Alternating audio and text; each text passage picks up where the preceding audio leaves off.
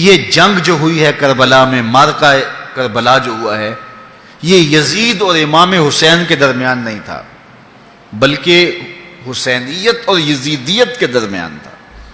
یعنی یہ شخصی لڑائی نہیں تھی، بلکہ نظریات کا تصادم تھا۔ اگر شخصی لڑائی ہوتی تو یزید جیت گیا تھا، بطور شخص حضرت امام حسین شہید کر دیے گئے اور یزید جو ہے وہ تخت و تاج پہ متمکن رہا۔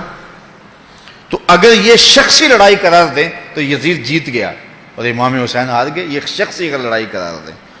اور اگر یہ لڑائی نظریات کی قرار دیں، اور جو حقیقت میں نظریات کی لڑائی ہے، تو یزیدیت ہار گئی اور حسینیت زندہ باد ہو گئی۔ یزیدیت کا جنازہ نکل گیا۔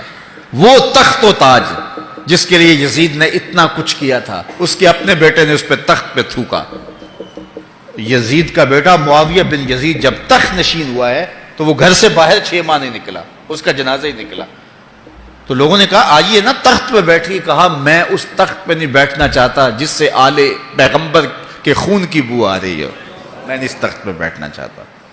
اور پھر اس کا تخت سمٹ گیا، اس کا نام مٹ گیا، کلنج کے مرض سے تڑپتا ہوا مرا اور انتہائی ذلت کی موت مرا، رسوا ہو گیا، اس کا نام بھی باقی نہیں ہے۔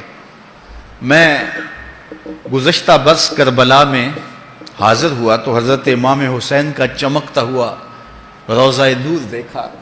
وہ لمحے بڑے دردناک تھے جب ہم کربلا میں پہنچے اور رات کا موقع تھا، تو ہمارے ڈرائیور نے کہا کہ یہ نہر فرات ہے، وہ نہر فرات جو چمکتی رہی اور جس کی لہریں اچھلتی رہیں، اور کربلا کا یہ مقدس قافلہ پیاسا رہا۔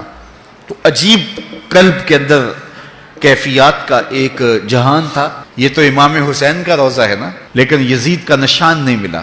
میں نے تاریخ کی کتب میں ڈھونڈا کہ یزید کی قبر کہاں ہے، تو مجھے تاریخ نے بتایا مزبلہ دمشق، دمشق کے اندر کوئی جگہ ہے جہاں لوگ کوڑا پھینکتے ہیں، تو اس کوڑے کے نیچے کہیں یزید کی قبر ہے۔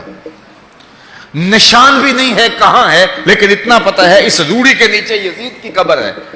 یزید کی قبر مزبلہ دمشق میں، اور امام حسین کا قبضہ آج بھی کربلا پہ۔ تو یزید کا نام مٹ گیا، اس کا تشخص مٹ گیا، امام حسین کا نام بھی باقی، آپ کا ذکر کی باقی، اور آپ کے تذکروں کی خوشبو بھی باقی۔ تو یہ شخصی لڑائی نہیں تھی۔ میں نے اس دن عرض کیا تھا کہ طلحہ بن عدی بن حاتم نے 30,000 لوگ پشت پہ کھڑے ہونے کی بات کی تھی، لیکن امام نے اس پیشکش کو ٹھکرا دیا تھا، اس لیے کہ آپ حق اور باطل کی راہیں اجالنا چاہتے تھے، اور وہ انہوں نے اجال نہیں۔ حضرت امام حسین کی شہادت کے بعد بھی یہ جنگیں جاری رہیں۔ مالک اشتر کی قیادت میں مختار سقفی کی فوجیں ابن زیاد کی فوجوں کے مقابلے میں فرات کے کنارے لڑ رہی تھی۔ اللہ تعالیٰ نے فتح دے دی، ابن زیاد نے گھوڑے کو ایڑ لگائی اور میدان چھوڑ کے بھاگ گیا، باقی جو بھی قابو آتا اس کو پکڑ کے قتل کر دیا جاتا۔ خیر یہ لوگوں کی پہنچ سے بہت دور نکل گیا، لیکن اس کا جی گھبرا رہا تھا، پیاس کی شدت تھی، گھوڑا بھی ہانپ رہا تھا۔ تو یہ چلتے چلتے صحرا میں گیا تو وہاں اس نے دیکھا کہ ایک خیمہ ہے، تو سوچا کہ میں چلتے چلتے ان سے پانی کا گھونٹ مانگ لوں تاکہ اپنے جگر کی پیاس تو بجھا سکوں۔ تو اس نے گھوڑا کھڑا کیا اور ہانپتا ہوا اس نے پردہ اٹھایا، دیکھا تو خیمے میں امام زین العابدین قرآن کی تلاوت کر رہے تھے۔ تو جب اس نے دیکھا تو ایک دفعہ تو شرم سے پانی پانی ہو گیا، لیکن مرتا کیا نہ کرتا، پیاس کی شدت تھی کہ حضرت پانی دیجئے۔ امام زین العابدین نے دیکھا اور پھر گھڑے سے کٹورا بھرا اور اس کے ہاتھ میں تھمایا، سمجھا کہ حضرت نے مجھے پہچانا نہیں، پانی پی لیا، شدت کی پیاس تھی، پھر مانگا، آپ نے پھر دیا، تیسری مرتبہ پھر مانگا، آپ نے پھر دیا۔ 3 کٹورے پانی کے پینے کے بعد امام زین العابدین سے کہنے لگا حضرت شاید آپ نے مجھے پہچانا نہیں۔ امام زین العابدین ابھی تک ضبط کیے بیٹھے تھے، آنکھوں سے موٹے موٹے آنسو نکلے۔ کہا بدبخت تجھے نہیں جانتا جس نے میرا خاندان اجاڑ دیا، 6 ماہ کے بچے بھی نہ چھوڑے، جس نے مخدرات کو اونٹوں پہ بٹھایا، کیا تجھے نہیں جانتا جس نے خاندان نبوت اجاڑ دیا؟ تو کہا حضرت اگر جانتے ہیں تو میرے ساتھ یہ سلوک کیا کیا؟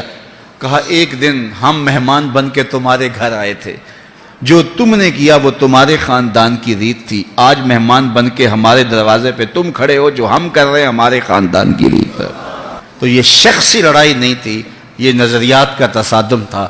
تو امام حسین رضی اللہ تعالیٰ عنہ جو چاہتے تھے وہ ہوا، حق اور باطل کی سرحدیں بالکل واضح ہو گئیں، نہ یزید کا وہ ستم رہا، نہ زیاد کی رہی وہ جفا، رہا تو نام حسین جسے زندہ رکھتی ہے کربلا۔